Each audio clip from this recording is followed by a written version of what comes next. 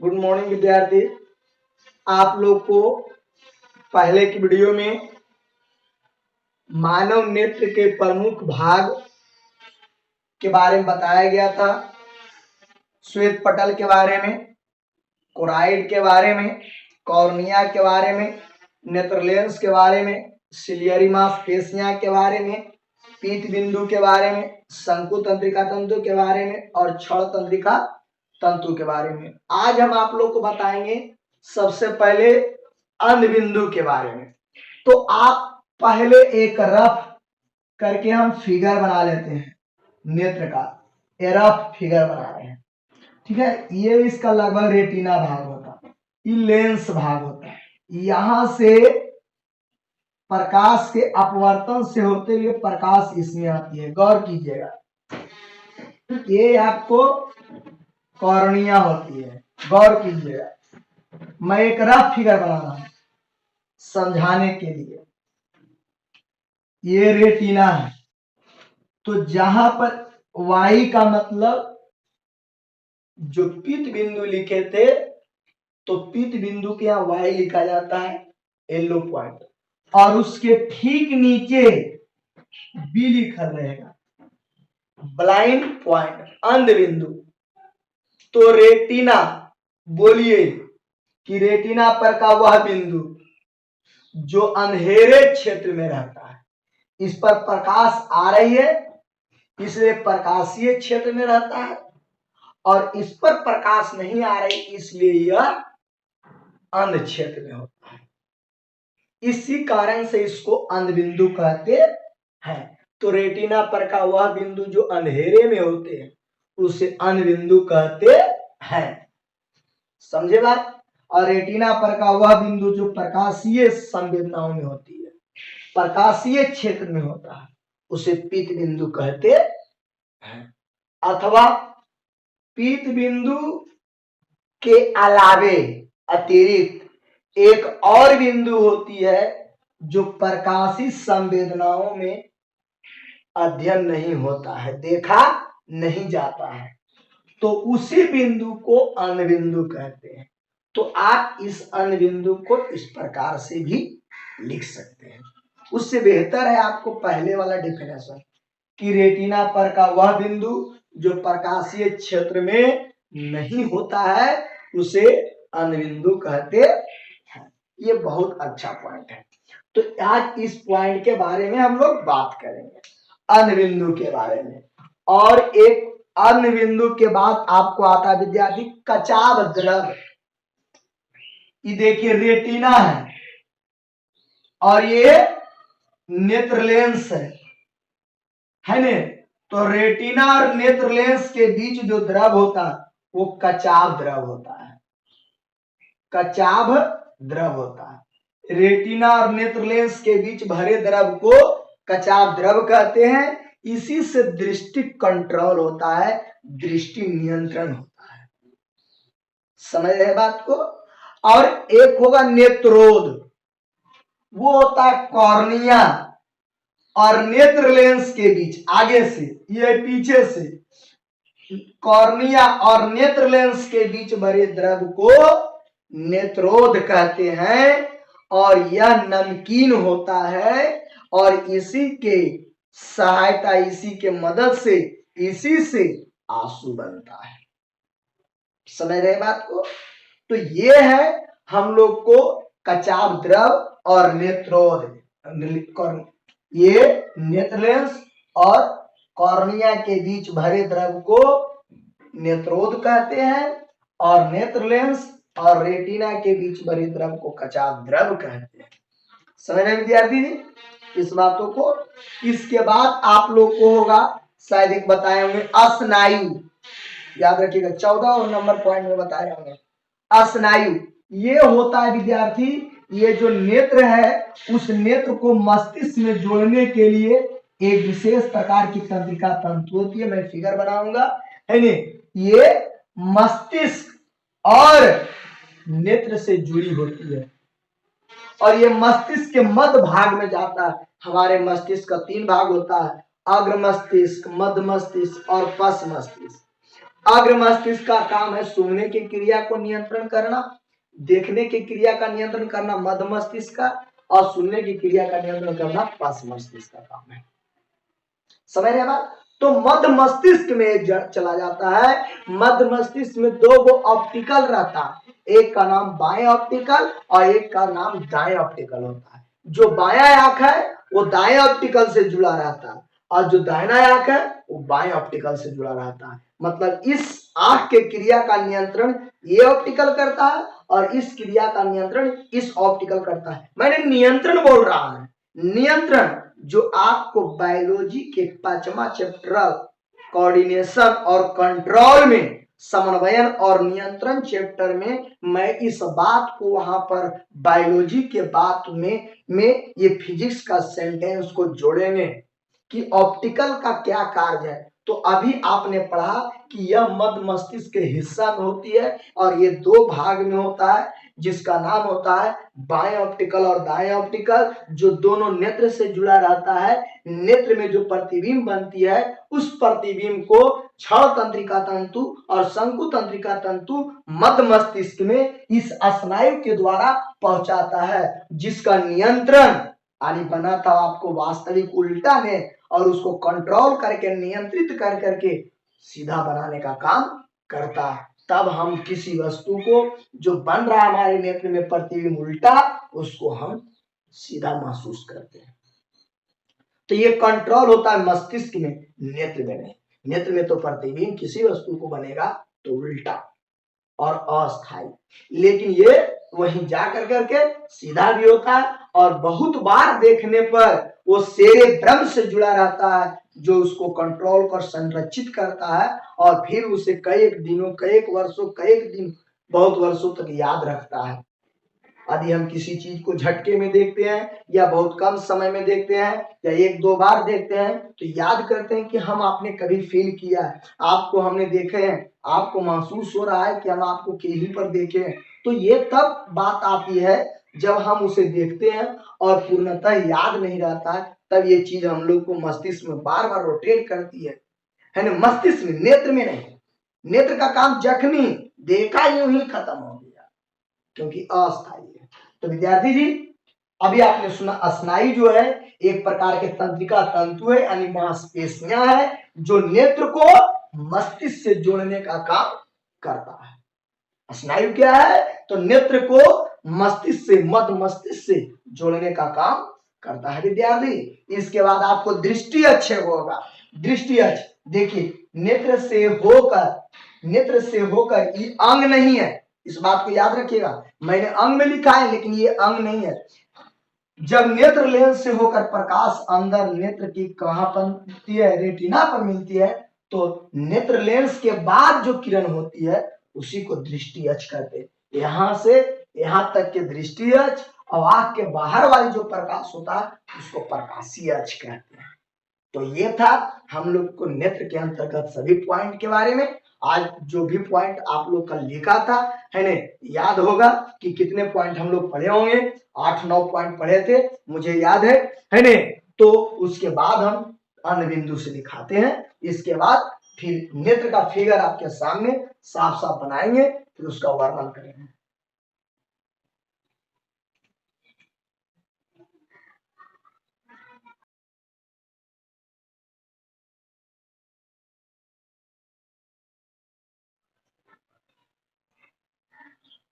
देखिए विद्यार्थी, मैं आप लोग को 10 नंबर तक आपको लिखा दिया गया था। 10 नंबर के बाद अब हम लोग को आता है 11वां नंबर। यदि नंबर आगे पीछे होगा तो उससे कोई दिक्कत नहीं, बशर्ते जितना पॉइंट लिखे थे सब पॉइंट होना चाहिए। तो आइए आज हम लोग को पीत बिंदु के बारे में लिखेंगे कि रेटिना पर का वह बिंदु जो प्रकाश का सुग्राही होता है। क्या लिखेगा? रेटिना पर का वह बिंदु जो प्रकाश का सुग्राही सुग्राही होता है, उसे पीत बिंदु कहते हैं। और 12 नंबर पॉइंट में हो जाएगा अंध बिंदु। तो ये भी रेटिना है, रेटिना पर का वह बिंदु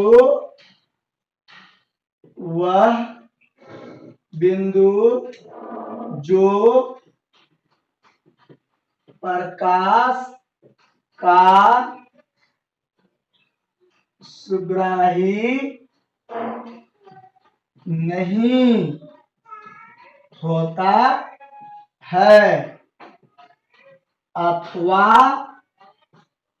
अंधेरे क्षेत्र में पीत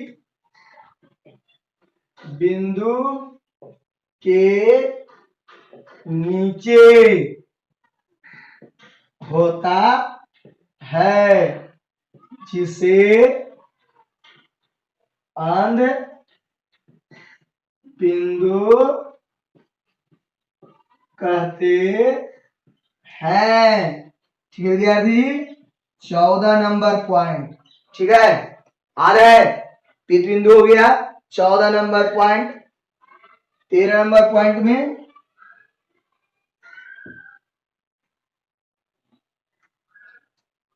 देखिए विद्यार्थी ध्यान से, अगला है कचाव द्रव। अभी आपको बताए कि रेटिना और नेत्र लेंस के बीच, रेटिना और नेत्र लेंस के बीच भरे द्रव को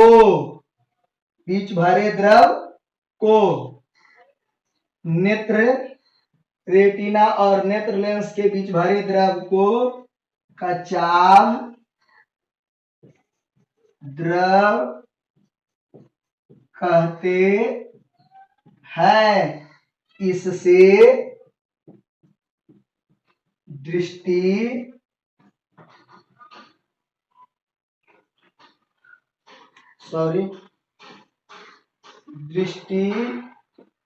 का नियंत्रण होता है। रहा विद्यार्थी जी, ध्यान से इसको देखिए, अगला पॉइंट में लिखा रहा हूं।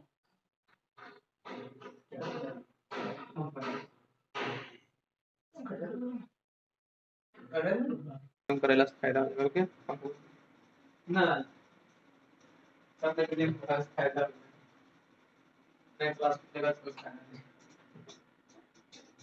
हो गया। अब देखिए कचाव द्रव के बाद नेत्रोद लिखते हैं। सारी बात को ध्यान रहे, जिन बच्चों को जो पॉइंट यदि छूट गया होगा तो आप उसके बारे में लिखिएगा कि सर ये पॉइंट आपने नोट किया, फिर छूट गया नहीं बताए हैं, तो आप उसमें कमेंट में लिखेंगे। और कोई शब्द के बारे में, जो शब्द आपको समझ में नहीं आ रहा है, आप उसके बारे में लिख सकते हैं। है नेत्रोद, ये आपको 14 नंबर पॉइंट होगा, नेत्रोद। ठीक है विद्यार्थी जी, तो आपको ये हो जाएगा नेत्र लेंस और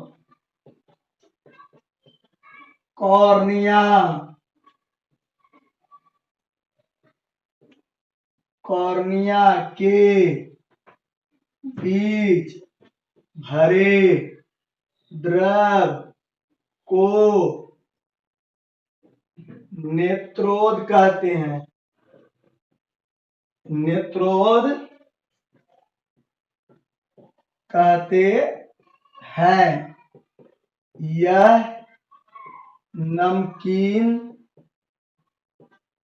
द्रव है, इसी से आंसू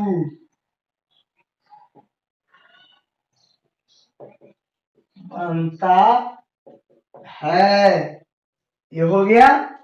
और 15 नंबर पॉइंट होगा स्नायु, है ने। वह तंत्रिका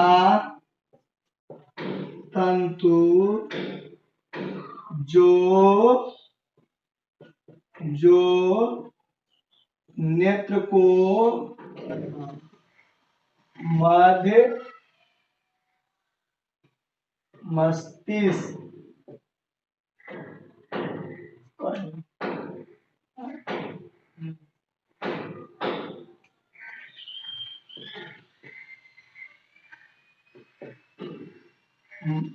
वह तंत्रिका तंतु जो नेत्र को मध्य मस्तिष्क से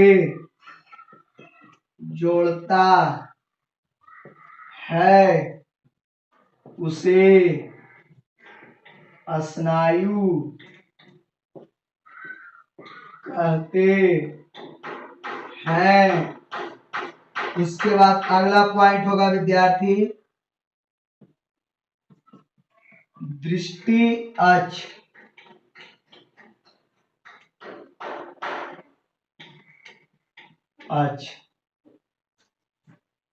नेत्र लेंस और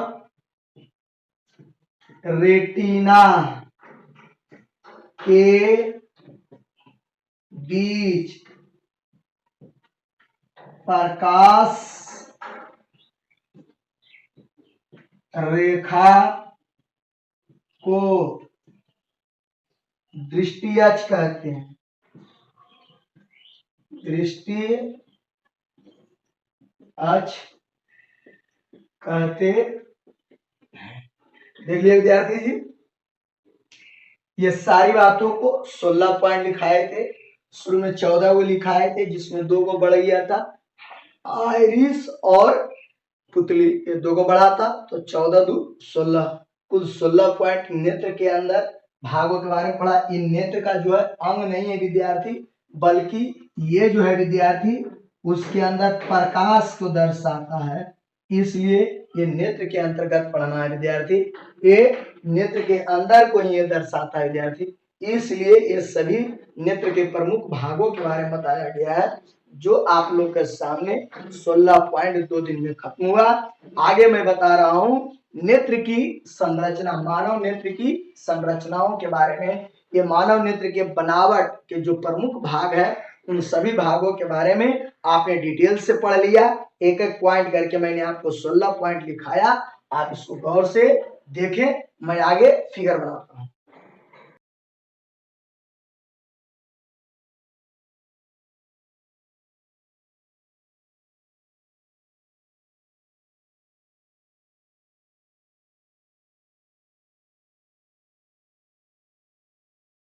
तो है,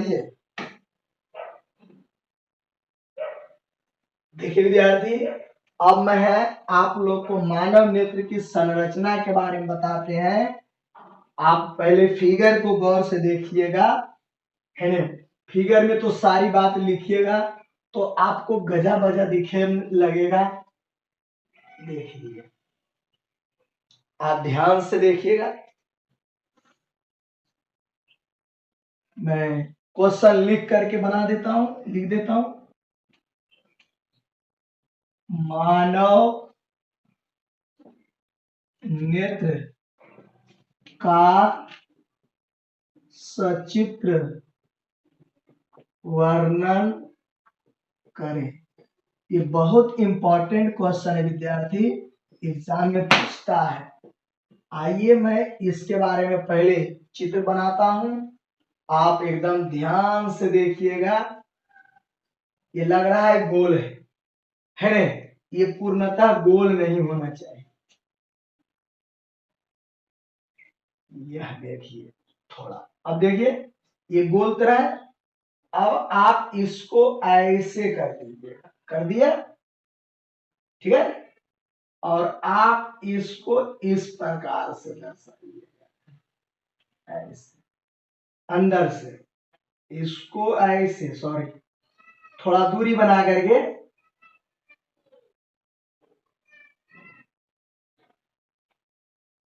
ये हो गया।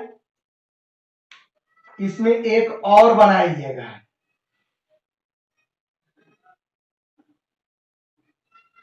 ठीक है, एक और बनाइएगा, ठीक है।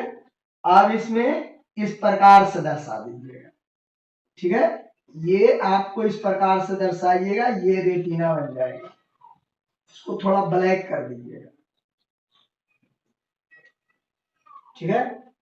ये आप इसको यहां पर बॉन्ड बना दीजिएगा, जो लगे कि बंधा हुआ है, ये भी लगे बंधा हुआ है। और यहां से दो गो वृत्ताकार डॉट डॉट करके दर्शा दीजिएगा, ठीक है। इधर एक, इसको थोड़ा डार्क बना दीजिएगा।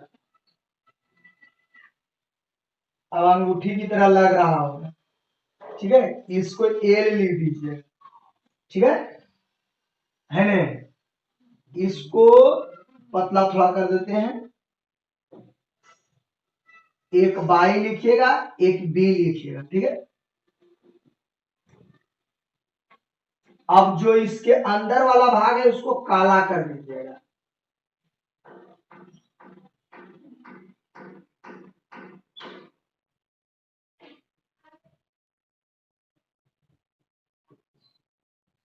पूरे नेत्र में।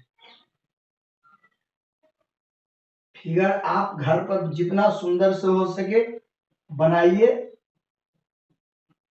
समय है, पेंसिल है, औजार है, सारे चीजों की मदद से सुंदर फिगर बनाइए, अच्छा रहेगा। मैंने आपको बनाने का तरीका बता दिया। ये हो गया, ये आपको कॉर्निया भाग हुआ, कॉर्निया, ठीक है। एल का मतलब हो गया नेत्र लेंस, नेत्र लेंस, ठीक है। और ई काला जो हुआ विद्यार्थी, जो रंगे है चारों बगल रंगा हुआ है, वो हो गया कोराइड। जो उजला है विद्यार्थी, ये श्वेत पटल है। ये बी हो गया अंध बिंदु,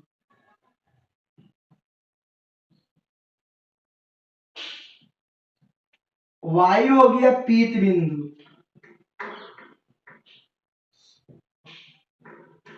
और यही जहां पर वाई और बी है उसी को रेटिना, ठीक है। और ये बन गया स्नायु, ठीक है। जो जुड़ा हुआ ये और ये, जिसको लेंस पकड़ ले, सिलियरी मांसपेशियां,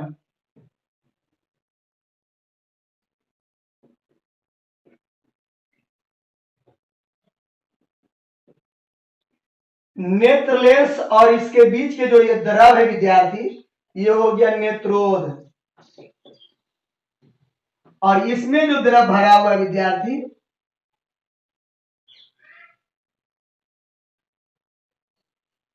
ठीक है, ये बाहर भी दर्शा सकते हैं, ये दृष्टि अक्ष हुआ। और इसमें जो द्रव भरा हुआ है, कचाव द्रव। अब इसमें कुछ चीज छूटा है, और छूटा है क्या, तो क्षण तंत्रिका तंतु और शंकु तंत्रिका तंतु। देखिए 1 2 3 4 5 6 7 8 9 10 11 12 हो गए, 4 गो छूटा हुआ है। वो कौन कौन छूटा हुआ है, तो एक छूटा हुआ है शंकु तंत्रिका तंतु, एक क्षण तंत्रिका तंतु, एक आइरिस और एक पुतली। समझ रहे, ये जो होता है विद्यार्थी, इसी के मध्य के अंतर्गत होता है, जिसको फिगर में आपको दर्शाया नहीं जाता। छड़ तंत्रिका तंतु और शंकु तंत्रिका तंतु, ये जो देख रहे हैं इसी के बीच होता है। नेत्र गोलक के अंदर और रेटिना के बाहर, नेत्र गोलक के अंदर और रेटिना के बाहर। तो ये नेत्र में इतना दर्शाना बहुत जरूरी है, जो सभी के बारे में आप पढ़ चुके हैं। यही लग रहा है कि आपको ये लग रहा है प्याज है या प्याज के ये जड़ है, यही आपको मध्य मस्तिष्क में जाकर के जुट जाता है। जो यहाँ प्रतिबिंब बनता है इसी तंत्रिका तंतु से होकर के प्रतिबिंब मस्तिष्क में पहुंचता है। अब आइए हम आपको पूरे नेत्र के बारे में बताते हैं। मानव नेत्र एक गोलाकार रचना है, जैसा कि आप देख रहे हैं चित्र में। मानव नेत्र एक गोलाकार रचना है, गोलीय भाग है, जिसका आगे की ओर थोड़ा उभरा हुआ होता है, उठा हुआ। आप ऐसे महसूस कीजिएगा तो पता चलेगा कि खेलने वाला गोली की तरह है। तो ये गोलाकार रचना है जो आगे की ओर थोड़ा उभरा होता है, उठा होता है, जस्ट लाइक अंडे में। अंडे की भी गोल गोल कहते हैं, लेकिन वो गोल नहीं है, अंडाकार उसका नाम है, वलयकार होता है विद्यार्थी। उसी प्रकार से नेत्र को तो गोलीय भाग कहा जाता है, लेकिन ये पूर्णतः गोला नहीं होता, एकदम जस्ट लाइक अंगूठी की तरह बना हुआ है, लगता है नगीने की अंगूठी। समझ रहे हैं? तो मानव नेत्र एक गोलीय भाग है, गोलाकार संरचना है, देखने में गोलीय लगता है, जिसका आगे का भाग थोड़ा उभरा होता है, थोड़ा उभरा होता है। जब प्रकाश के किरण वस्तु से टकराती है और टकरा करके नेत्र पर पड़ती है, तो कोराइड उसे अवशोषित कर कॉर्निया तक पहुंचाता है। कॉर्निया उस प्रकार को आइरिस के मदद से नियंत्रित करके नेत्र द्वार मतलब पुतली में पहुंचाता है। वह पुतली से हो करके प्रकाश नेत्र लेंस में आता है और देख रहा है कि नेत्र लेंस से होकर के प्रकाश देख रहा है विद्यार्थी, रेटिना पर जाकर के पीत बिंदु पर मिलती है, पीत बिंदु पर मिलती है, जहां पर उस वस्तु का वास्तविक, उल्टा और अस्थायी प्रतिबिंब बनता है। इस बने हुए प्रतिबिंब का रंग और आकार का पहचान छह तंत्रिका तंतु और शंकु तंत्रिका तंतु करता है। जो आपको बताए रंगों का पहचान कौन करता है, तो आपको बताए शंकु तंत्रिका तंतु। आकार का पहचान कौन करता है, तो छह तंत्रिका तंतु। कम प्रकाश अधिक प्रकाश के बारे में भी बताया गया है, उसको नोट में भी लिखा है, तो याद रखिएगा। और यहाँ पर जो प्रतिबिंब बनती है, इस प्रतिबिंब को अब शंकु तंत्रिका तंतु और छह शंकु तंत्रिका तंतु और छह तंत्रिका तंतु के मदद से स्नायु में आता है, जो प्रतिबिंब को मस्तिष्क में ले जाता है। कहां ले जाता है? मस्तिष्क में, मध्य मस्तिष्क के ऑप्टिकल में। वहां पर जाकर करके ये सीधा बनता है, नियंत्रित होता है, और सीधा बन करके तब हमें वो वस्तु दिखाई पड़ती है। तो ये हो गया मानव नेत्र की बनावट क्रिया। पहले आप फिगर को गौर से देख लें, मैं 20 सेकेंड के बाद लिखता हूं मानव।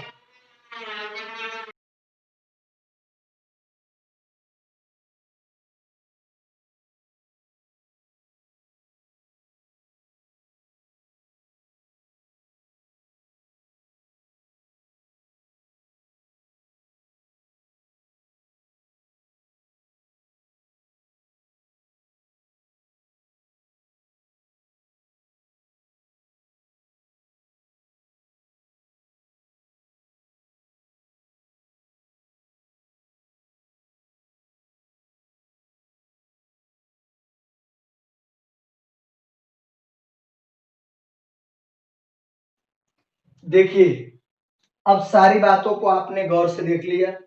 अब इसमें हम डिटेल से लिखते हैं, आप देखिएगा। मानव नेत्र खोखले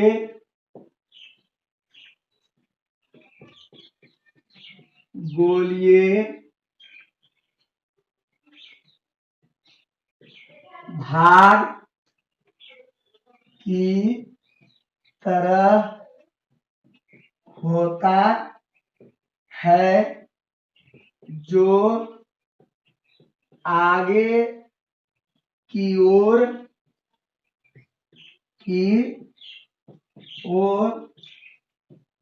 थोड़ा उभरा होता है जब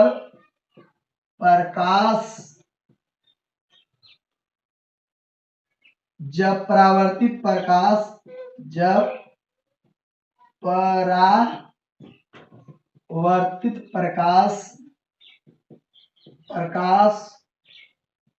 को कोराइड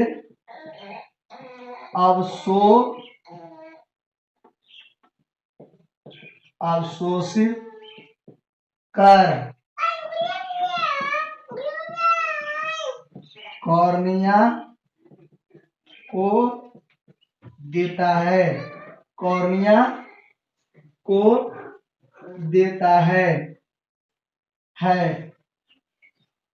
तब वह आइरिस से नियंत्रित होकर लेंस पर पड़ता है नेत्र लेंस उस वस्तु का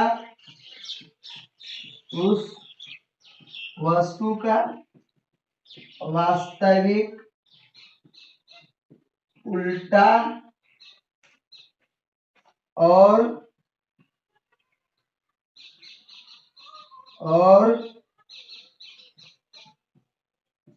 अस्थायी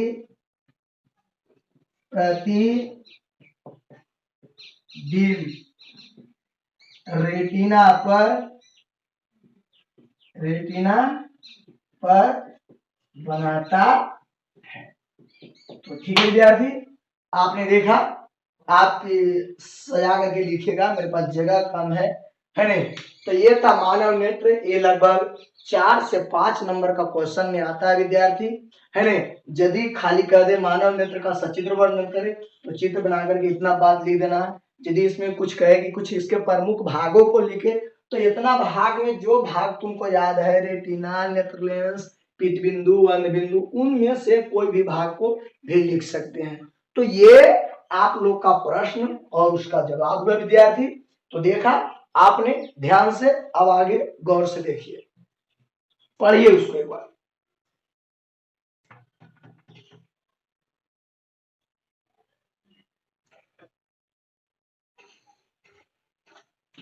अब हम आपको उस चीज के बारे में बताते हैं जिसके बारे में थ्योरी में ही छुपा हुआ है। मैं क्वेश्चन बोल रहा हूं, आप थोड़ा समझने की कोशिश करेंगे। और वो क्या है कि अधिक प्रकाश से कम प्रकाश में जाने पर वहां के वस्तु को देखने में थोड़ा समय क्यों लगता है, ये प्रश्न है, समझ रहे। दूसरी बात, दूसरा क्वेश्चन, नेत्र की समंजन क्षमता से आप क्या समझते हैं, समझ रहे बात।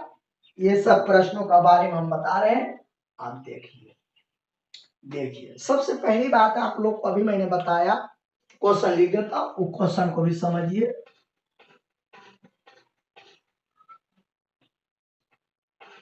जब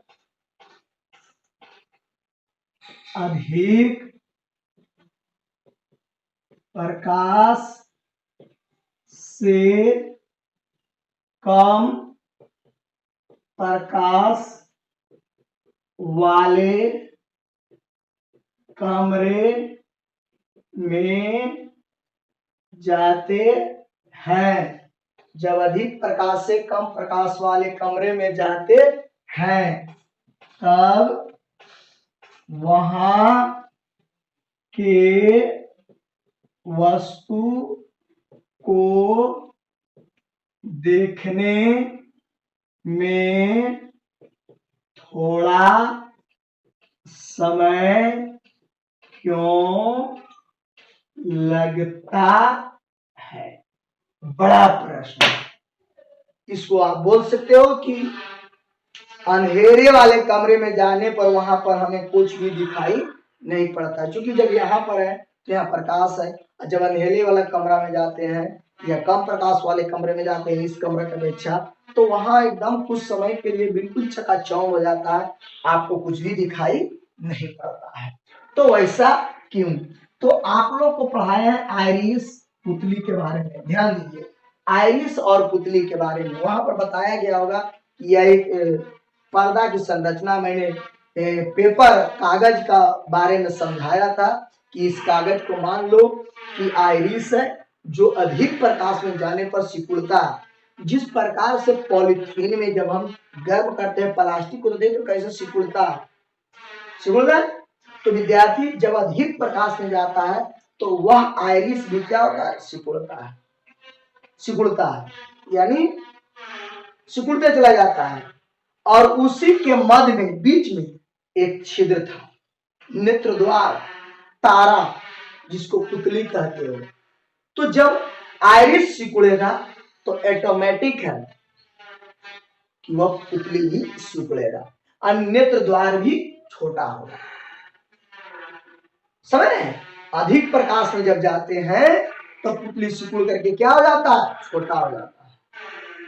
लेकिन जब कम प्रकाश में जाते हैं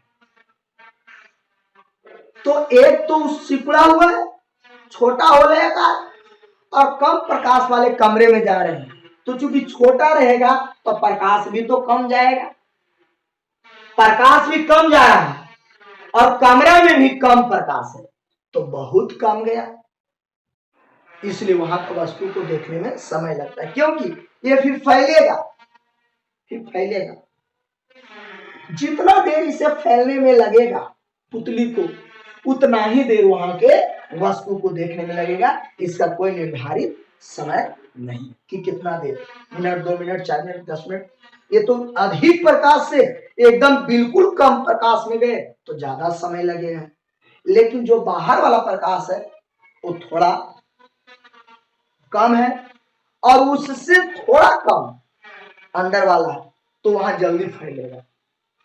लेकिन बाहर में एकदम डार्क धूप में गए और अंदर आए तो वैसा कमरा जिसमें कोई खिड़की वगैरह नहीं है, तो वहां के वस्तु को देखने में ज्यादा समय लगेगा, क्योंकि वहां अधिक प्रकाश था। आप जिस कमरे में रह रहे हैं उस कमरे का खिड़की जो भी आकार है, एक सुबह के समय आप लाइट देखिए, एक 12 बजे वाला लाइट देखिए, जब 12 बज रहा है तो आपका कमरा एकदम बिल्कुल चकाचक है। क्यों? क्योंकि 12 बजे के समय में एकदम लगता है कि बिल्कुल अधिक प्रकाश आ रही है।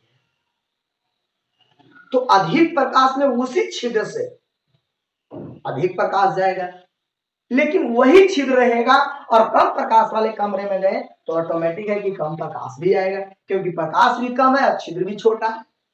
इसलिए वहां के वस्तु को देखने में ज्यादा समय लगता है। तो आपका जवाब यहाँ पर क्या लिखा है? जब हम अधिक प्रकाश में जाते हैं तब आइरिस सिकुड़ती है, तो पुतली का आकार, नेत्र द्वार का आकार छोटा हो जाता है, और जब कम प्रकाश वाले कमरे में जाते हैं तब इसे फैलने में थोड़ा समय लगता है। जितना समय इसे फैलने में लगेगा उतना ही समय वहां के वस्तु को देखने में लगता है। तो इतने शब्दों को यहां लिखेंगे। जब अधिक प्रकाश में होते हैं तब आइरिस सिकुड़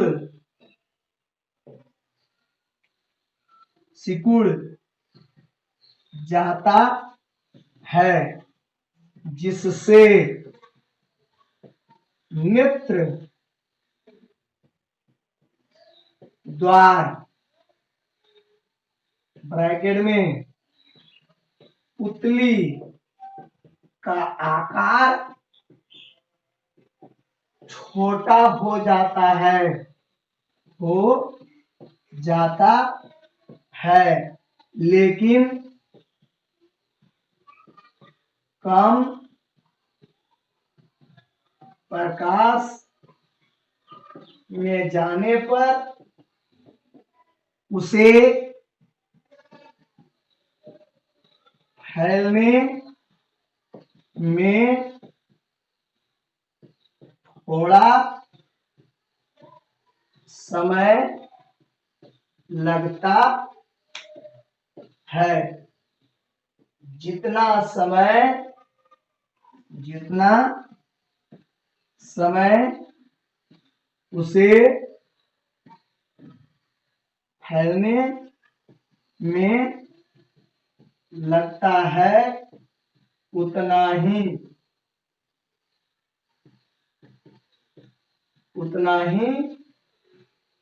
समय वहां के वस्तु को देखने में लगेगा। ये निर्धारित समय नहीं।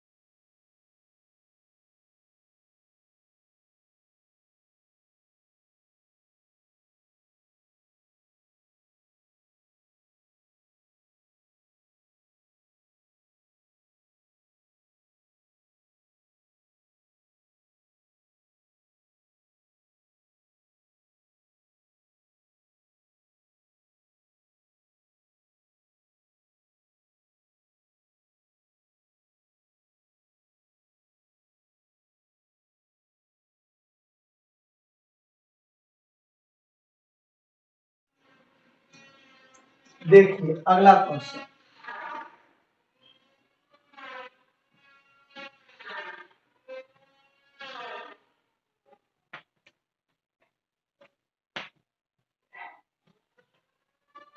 नेत्र की समंजन क्षमता,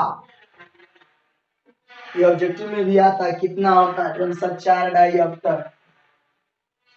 सर क्वेश्चन है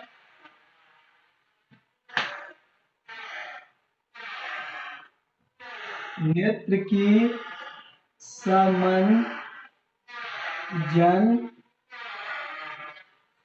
क्षमता से आप क्या समझते हैं? ये भी बहुत इंपॉर्टेंट है, पूछते रहता है। नेत्र की समंजन क्षमता, आपको बताया कि सिलियरी मांसपेशियां का थ्योरी से ये क्वेश्चन निकला है। सिलियरी मांसपेशियां के बारे में बताए थे कि वैसी मांसपेशियां जिसके मदद से नेत्र लेंस की फोकस दूरी बदलती है। नेत्र लेंस की फोकस दूरी बदलती है, याद है? तो नेत्र लेंस की फोकस दूरी किससे बदलती है? तो सिलियरी मांसपेशियां की मदद से। नेत्र लेंस की फोकस दूरी किससे बदलती है? तो सिलियरी मांसपेशियां से। याद रहे, यही बात को आपको एकदम जकड़े रहना है और यही से इसका आंसर निकालेंगे। क्या निकालेंगे इसका आंसर? वो क्या? नेत्र की वैसी क्षमता, नेत्र की वैसी क्षमता जिससे नेत्र लेंस की फोकस दूरी आपसे आप बदलती है। तो किससे बदलती है? तो सिलियरी मांसपेशियां से बदलती है। इस क्षमता को नेत्र की समंजन क्षमता कहते हैं, जो लगभग 4 डाईऑप्टर होता।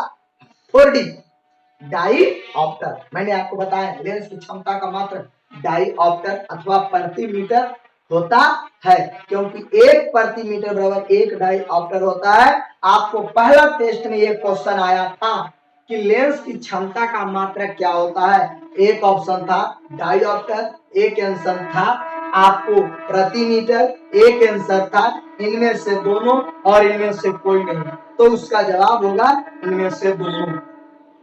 समझ रहे विद्यार्थी? तो चूंकि एक प्रति मीटर, इसको पढ़ते, एक प्रति मीटर बराबर 1D, एक डाई ऑप्टर, एक डाई ऑप्टर। तो जो डाई ऑप्टर है वही प्रति मीटर है, जो प्रति मीटर है वही डाई ऑप्टर है। अतः दोनों लेंस की क्षमता है, दोनों क्या है? लेंस की क्षमता है। याद रहे 1 मिनट।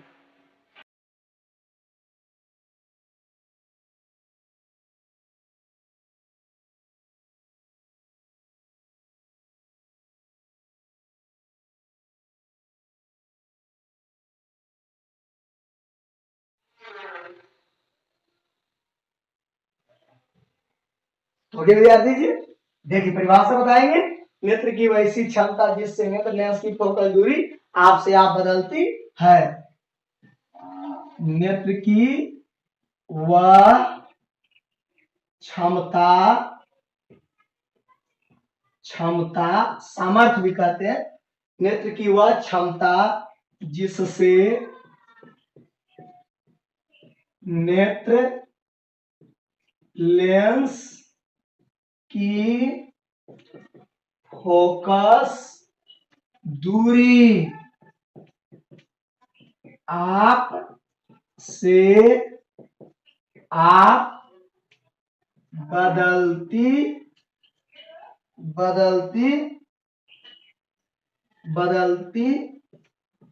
है, उसे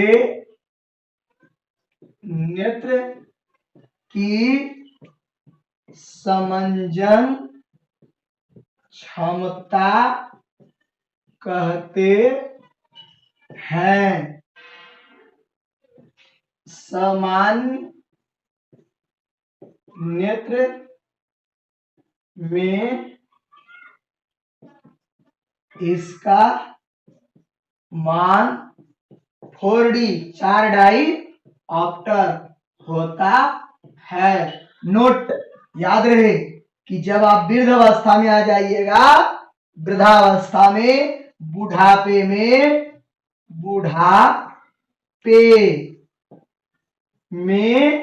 यह 4D का मान, बुढ़ापे में 4D का मान, 4D मतलब नेत्र की समंजन क्षमता, वही लिख देते।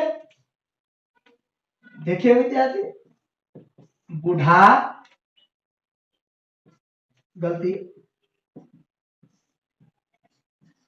बुढ़ापे में समंजन क्षमता का मान घटता। देख रहा है विद्यार्थी जी, आप इन सभी बातों को, सारी बातों को आप लोग को जितना आज तक मैंने बताया, लेक्चर नंबर 1, लेक्चर नंबर 2, मानव नेत्र चैप्टर से, ये सभी को 1 2 3 तीनों को एकदम पूरा के पूरा पढ़ जाए, नोट्स तैयार कर लें, सब कर लें और रट जाए, बहुत जरूरी है आगे। तो आज के इस वीडियो में इतना ही, फिर अगले दिन हम लोग मिलेंगे, तब तक के लिए सभी को जय हिंद।